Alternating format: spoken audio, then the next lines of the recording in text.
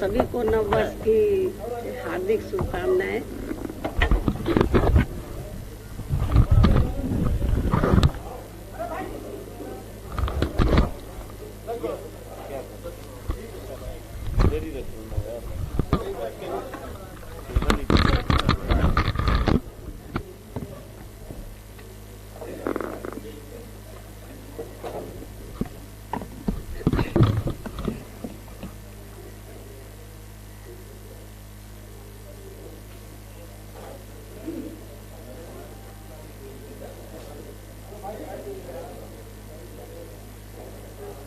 Media बंधुओं, जैसा कि आप लोगों को ये विदित है कि हर नव वर्ष के पहले महीने में ही आज के दिन दिनांक 15 जनवरी को पूरे देश में हमारी पार्टी के लोग मेरा जन्मदिन मनाते हैं और हमेशा की तरह वे आज भी मना रहे हैं। और अब मैं सबसे पहले ऐसे अपने उन सभी शुभ चिंतकों का व विशेषकर बीएसपी के लोगों का हार्दिक दिल से आभार प्रकट करती हूँ, जो इस बार भी कोरोना नियमों का पालन करते हुए आज मेरे जन्मदिन को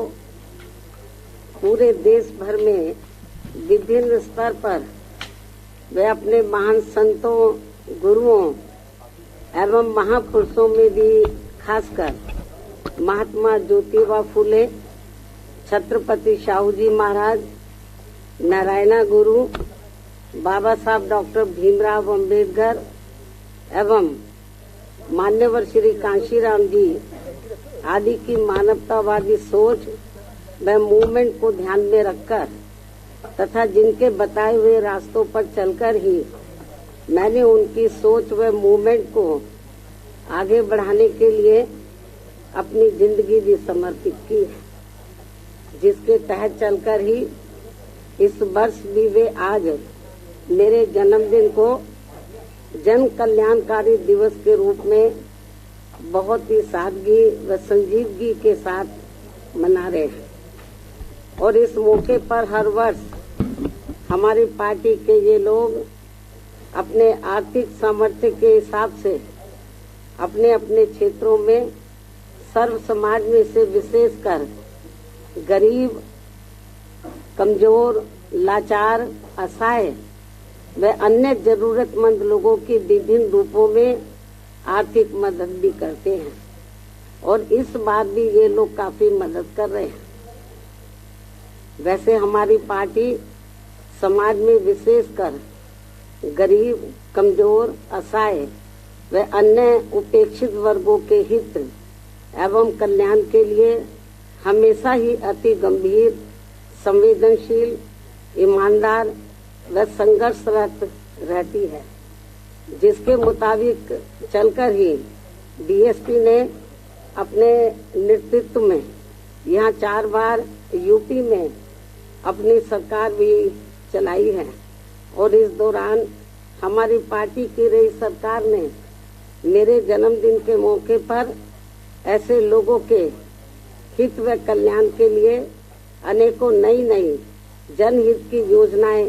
प्रारंभ की हैं, जिनसे इन्हें काफी मदद भी मिली है। लेकिन ये सब यहाँ जातिवादी, संकीर्ण, सांप्रदायिक व पूंजीवादी मानसिकता रखने वाली विरोधी पार्टियों को अच्छा नहीं लगा है, जिसकी खास वजह से ही तब फिर इन्होंने यहाँ बीएसपी के विरुद्ध अंदर अंदर एकजुट होकर व सभी साम, दाम, दंड भेद आदि अनेकों हथकंडे इस्तेमाल करके बीएसपी को आगे बढ़ने से व सत्ता में आने से भी रोका है। ये भी सर्वविदित है। जबकि ऐसी मानसिकता रखने व नीतियों पर चलने वाली खासकर कांग्रेस, बीजेपी व इनकी समर्थक पार्टियों की वजह से ही अपने देश में यहाँ शुरू से ही गरीबी, बेरोजगारी, महंगाई व भ्रष्टाचार आदि भी लगातार बढ़ रहा है। किसान, मजदूर, छोटा व्यापारी व अन्य मेहनतकश लोग भी यहाँ काफी दुखी हैं और इन सब मामलों में बीजेपी के शासनकाल में तो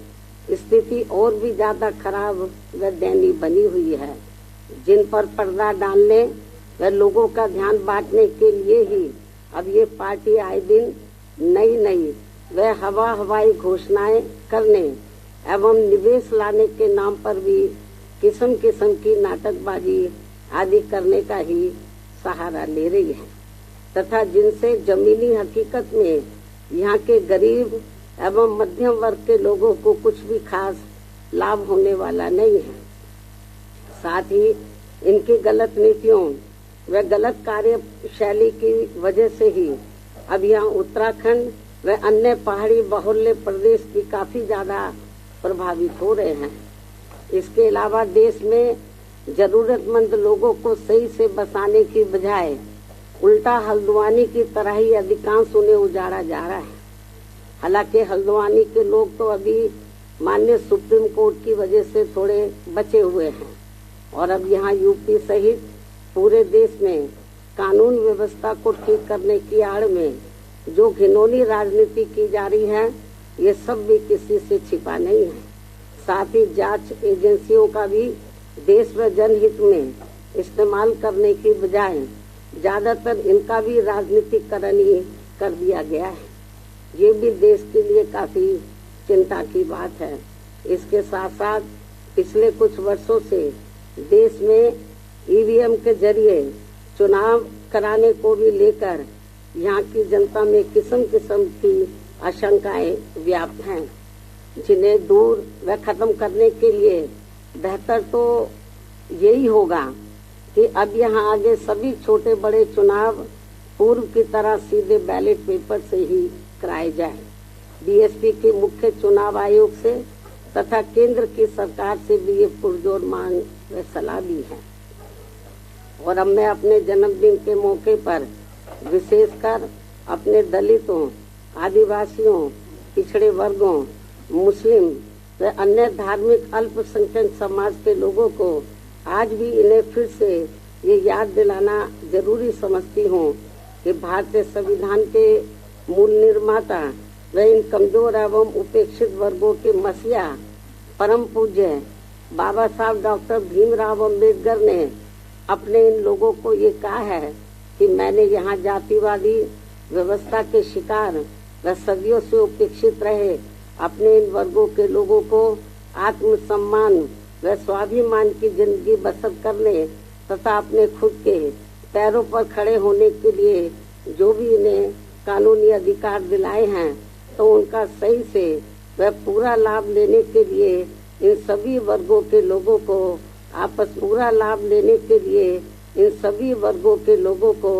आपस में भाईचारा पैदा करके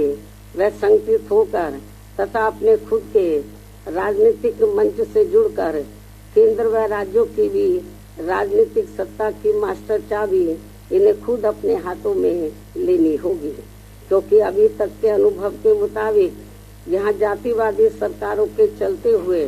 कभी भी इन वर्गों के लोगों को संविधान में मिले कानूनी अधिकारों का सही से वह पूरा लाभ नहीं मिल सकता है। खासकर आरक्षण के मामले में तो शुरू से ही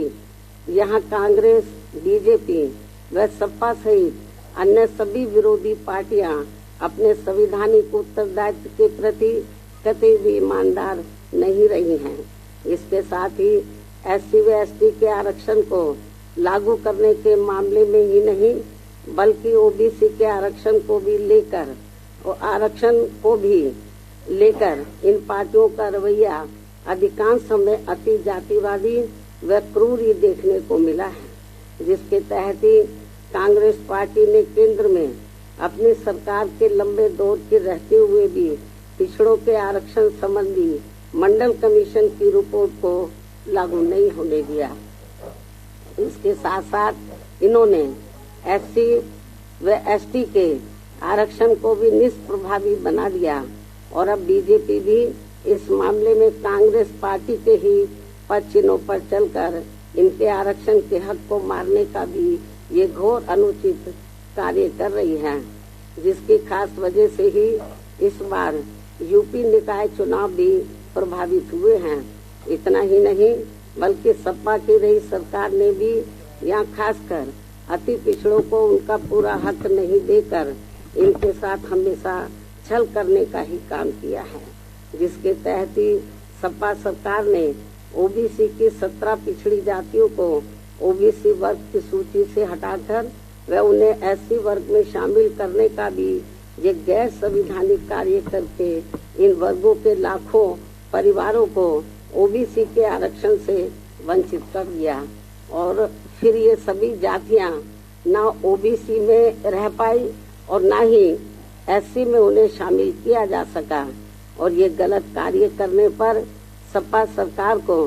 कोर्ट की फटकार अलग लगी और तब फिर ये जातियां पुरानी स्थिति में वापस आई हैं। इसके साथ साथ सपा सरकार ने एससी व एसटी का पदोन्नति में आरक्षण को भी खत्म कर दिया और इससे संबंधित बिल को सपा ने संसद में फाड़ दिया तथा इसे फिर पास भी नहीं होने दिया गया।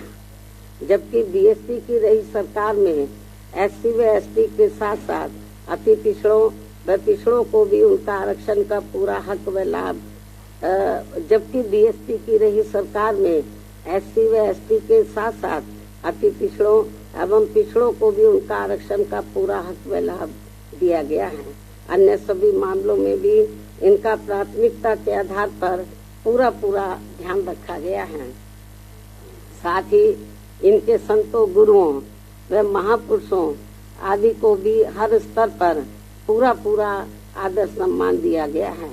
जिनकी सभी विरोधी पार्टियों की रही सरकारों में हर स्तर पर काफी उपेक्षा की गई है। ऐसी स्थिति में अब यहाँ कमजोर एवं उपेक्षित वर्गों के लोगों को बाबा साहब की कही गई इन बातों पर अमल करके इन्हें अपनी पार्टी बीएसपी को पूरी ईमानदारी एवं निष्ठा से तथा पूरे तन मन धन से व हर स्तर पर इसे सत्ता में जरूर लाना होगा। तभी फिर इन लोगों को बाबा साहब के दिए गए संवैधानिक कानूनों का सही से व पूरा लाभ मिल सकता है और तभी ये लोग यहाँ अपने आत्मसम्मान व स्वाभिमान की भी जिंदगी व्यतीत कर सकते हैं। और इसके लिए यदि ये लोग पूरे देश में जी जान से जुड़ जाते हैं तथा बाबा साहब का ये सपना साकार कर देते हैं तो फिर यही इनका मेरे जन्मदिन पर विशेष व कीमती तोहफा भी होगा। वैसे भी इसके सिवाय मुझे इनसे कुछ और नहीं चाहिए। मुझे पूरी उम्मीद है कि इस मामले में मेरे ये लोग अब मुझे आगे कतई भी निराश नहीं करेंगे और इसके लिए मेरे नेतृत्व में हमारी पार्टी ने पिछले 1 वर्ष में जो भी प्रयास किए हैं तो उसे विशेषकर बीएसपी से जुड़ रहे नए लोगों व वर्तमान युवा पीढ़ी तथा आगे आने वाली पीढ़ी के भी जानने व समझने के लिए अब मैं हर वर्ष की तरह इस वर्ष भी आज अपने जन्मदिन के शुभ अवसर पर मेरी लिखी पुस्तक मेरे संघर्ष में जीवन एवं बीएसपी मूवमेंट का सफरनामा के 18वें हिंदी व अंग्रेजी संस्करण का, जिसमें मुख्य तौर से 1 वर्ष के दौरान का पार्टी व मूवमेंट के कार्यकलापों व संघर्षों आदि के क्रम में खासकर मेरे सामने आने वाली कठिन चुनौतियों, अनेकों प्रकार के संघर्षों एवं विभिन्न प्रकार के षड्यंत्रों तथा उनसे निपटने आदि का वास्तविक वर्णन व विवरण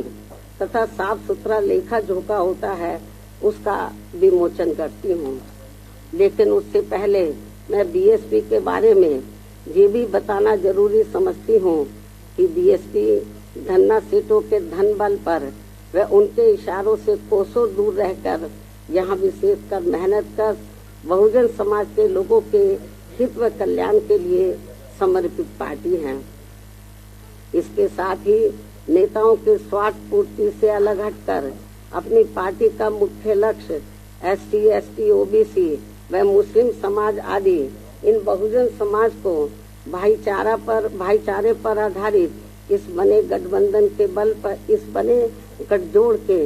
बल पर वे चुनाव जीतकर इनकी सामाजिक एवं आर्थिक स्थिति को ठीक करने का लक्ष्य प्राप्त करना है। इसी सिद्धांत पर सख्ती से चलते हुए अब मैं यहाँ ये भी स्पष्ट कर देना चाहती हूँ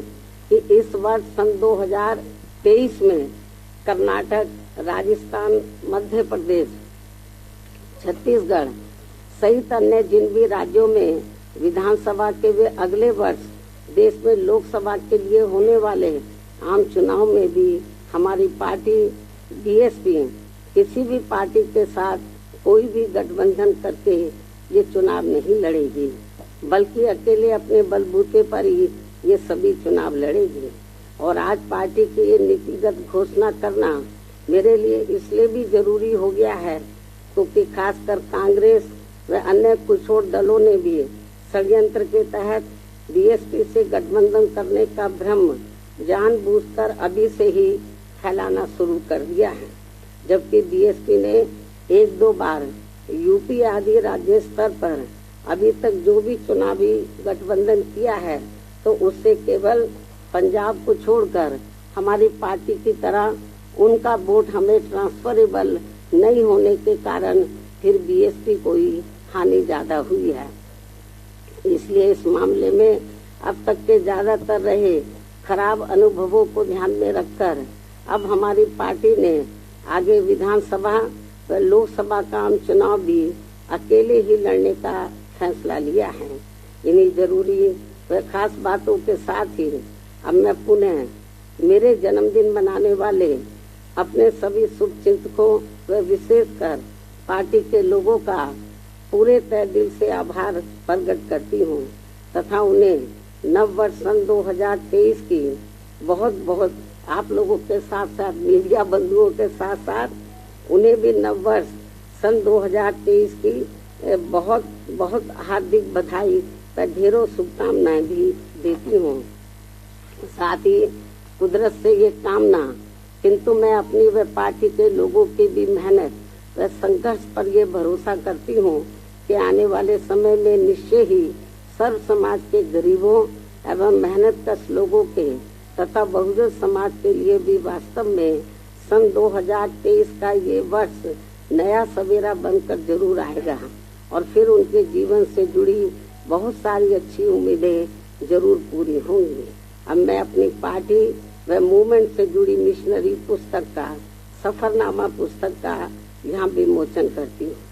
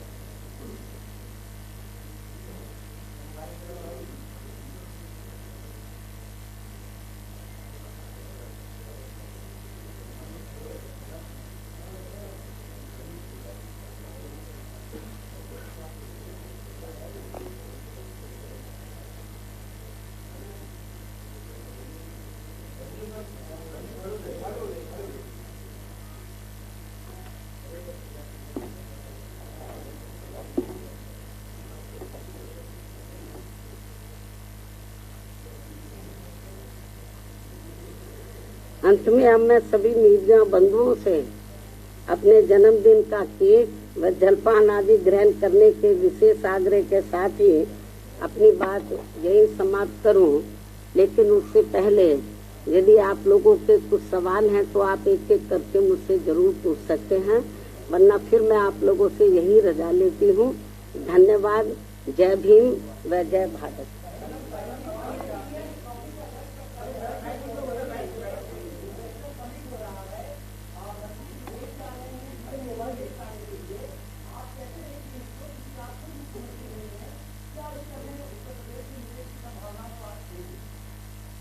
इसका कुछ यूपी की जनता को मुझे कुछ फायदा होता हुआ नजर आ नहीं रहा है, केवल पब्लिसिटी ज्यादा हो रही है। जमीनी हकीकत में यूपी की जनता को कुछ लाभ हो रहा है वो तो मुझे कहीं नजर नहीं आ रहा। मुझे लगता है आप लोगों को भी नजर नहीं आ रहा है।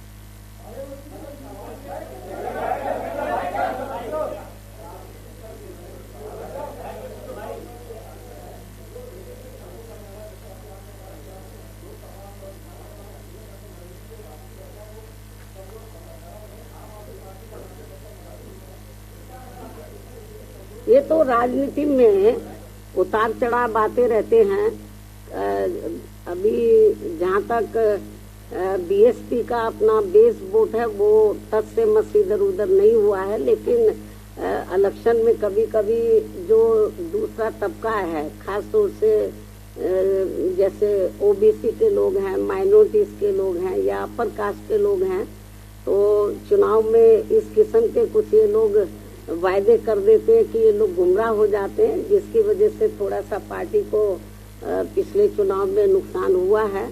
और लोग तो ये भी कहते हैं कि ये इस बार जो यूपी में असेंबली का चुनाव हुआ, रिजल्ट आने के बाद तो लोगों का ये कहना था कि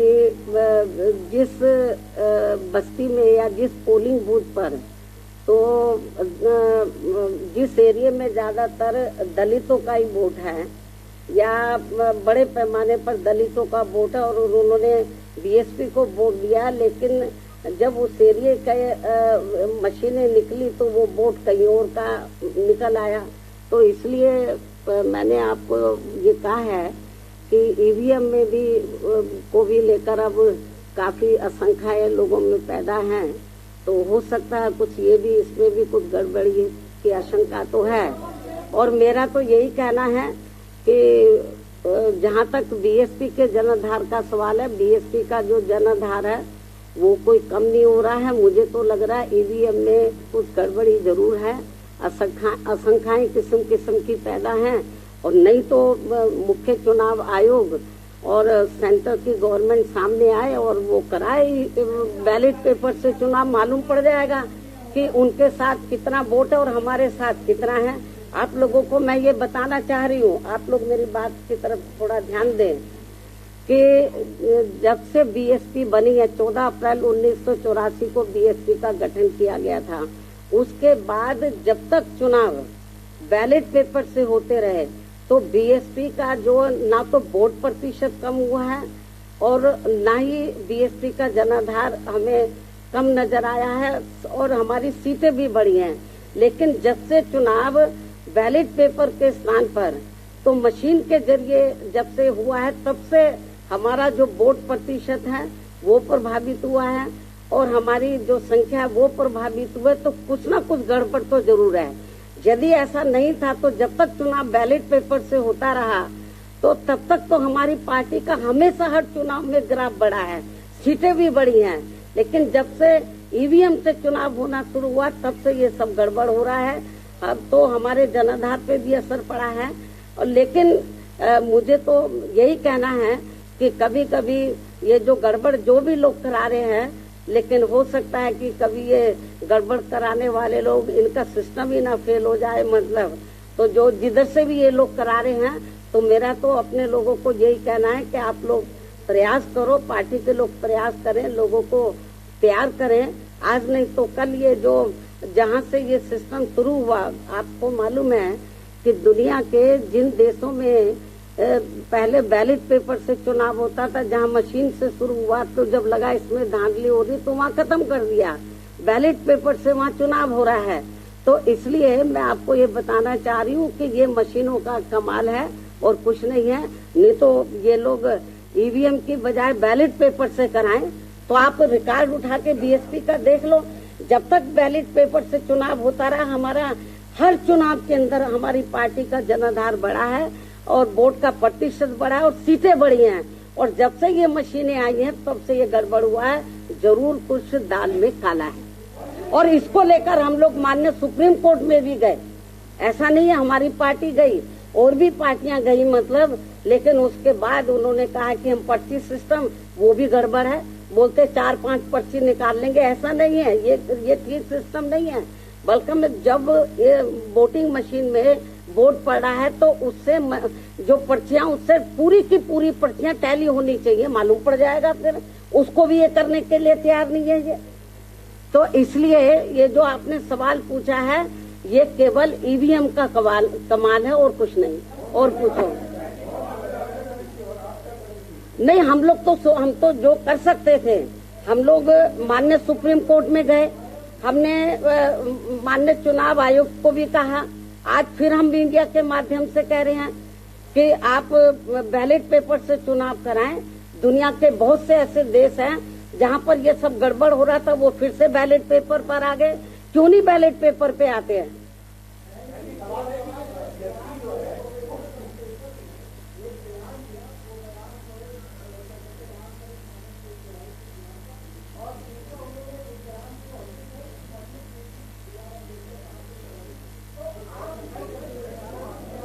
देखो, पहले बात तो आपने ये गलत बोला है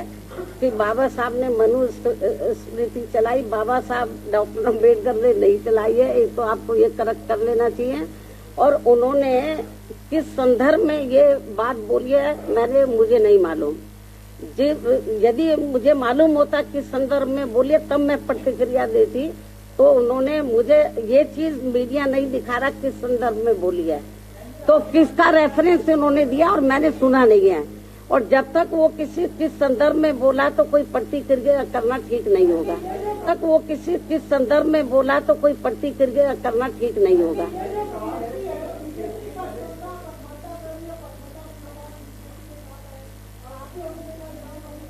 मैं जो आपको बता रही हूँ पसमानदे के बारे में,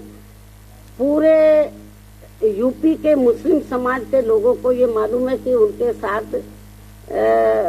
किस प्रकार की ज्यादती हो रही है, यूपी में नहीं पूरे देश के अंदर। तो जहाँ तक पसमानदा का सवाल है, ये मैंने ट्वीट के जरिए भी कहा था, जो मुस्लिम समाज है वो मुस्लिम पहले, पसमानदा बाद में है। तो जो उनके साथ में जुल्म ज्यादती हो रही है, मुझे नहीं लगता कि वो भारतीय जनता पार्टी के किसी भी प्रकार के बहकावे में आएंगे। तो वो इनके बहकावे में आने वाले कतई भी नहीं है।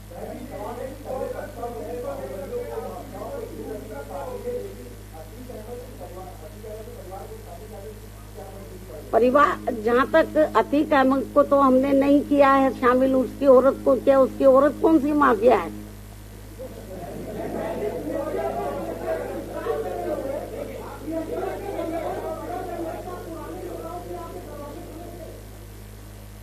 आपको ये मालूम है जो पुराने नेता गड़बड़ हैं, हम लोग तो जिनको किनारे कर देते हैं उनको लेते नहीं है हम। और अब दूसरी पार्टियों के पास नेताओं की कमी है, तो जो बीएसपी के जो निकाले हुए लोग हैं, चाहे तो कांग्रेस है, चाहे सपा है, चाहे बीजेपी, वो उनको लेकर घूमते रहते हैं।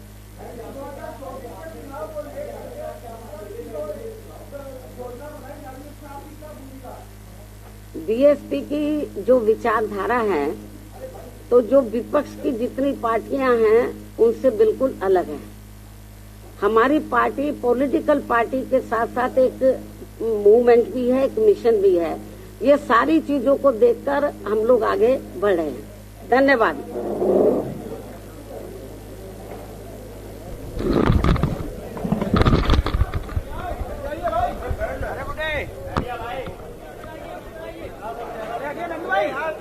आगे मारे नहीं सेल्फी